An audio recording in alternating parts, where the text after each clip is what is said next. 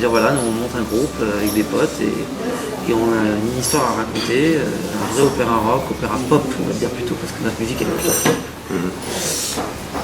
Et de à la fois de faire un projet un peu fou, un peu créatif, avec mélanger plein de genres, c'est-à-dire à la fois l'aboutissement c'était de faire un spectacle, sortir d'abord un album avec des chansons qu'on écoute comme ça chez soi, et la finalité c'était d'aller après sur scène et que les chansons correspondent à une vraie histoire.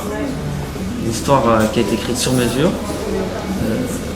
avec 5 personnages dans l'histoire, 5 personnages qui correspondent aux 5 membres du groupe.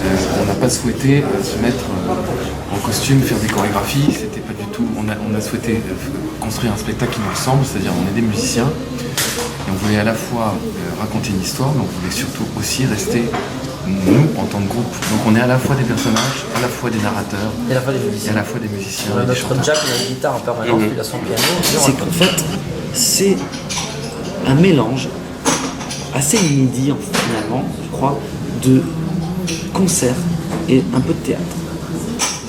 Il y a un côté un peu comme ça. C'est-à-dire que même à la limite, je sais que le jour où on reprendra nos carrières solo, etc., nos projets solo, on pourra remonter circuit en chantant. C'est pas un one shot, spectacle. du coup. Non mais je veux dire, c'est comme une pièce de théâtre, elle est écrite, c'est comme une partition. Ouais. Donc on pourra peut-être un jour la rejouer en une date exceptionnelle avec le Cirque Plume. Ou avec...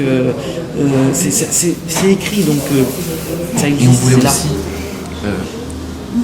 s'employer à imaginer nous-mêmes notre spectacle et à trouver sans artifice la matière pour que les gens soient émus.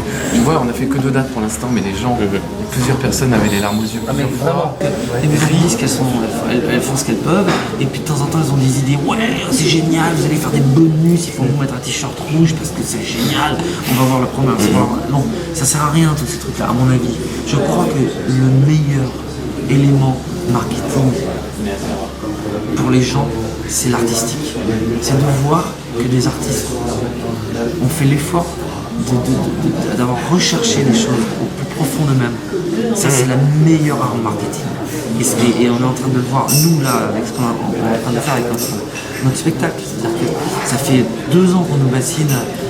Ah, c'est génial, mais on nous bassine, mais jamais personne n'a rien trouvé. Hein.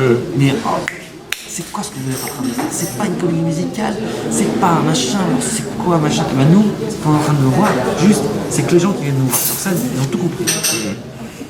Alors comment ça s'appelle? Je sais toujours pas. C'est un opéra pop. Mais je pense que c'est un opéra pop. C'est pas un opéra classique.